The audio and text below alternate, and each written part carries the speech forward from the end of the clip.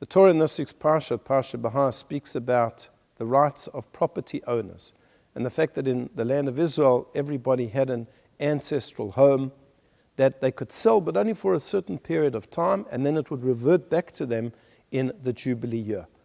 And when the Torah is speaking about the sale of that land, it says, lo tonu, that you should not abuse the person who is buying the land. You shouldn't overcharge them. And this is a form of financial abuse.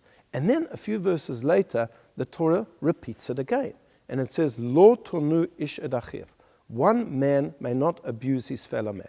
So the Talmud asks, well, why do we need to be taught this again? We just learnt it above. And it responds, no.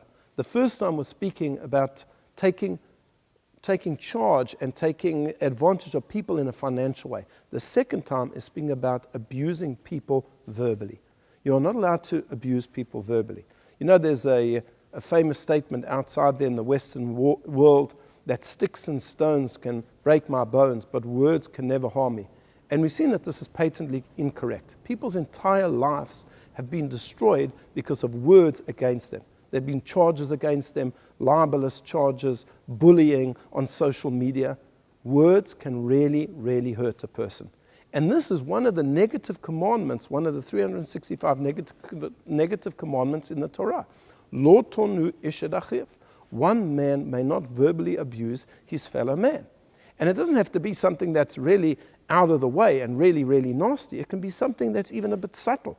The Talmud says, for example, if you have a person who was a convert and they've come close to Judaism, and you're speaking to them and you say to them, oh, I remember that, before you were a convert to Judaism, you used to do such and such.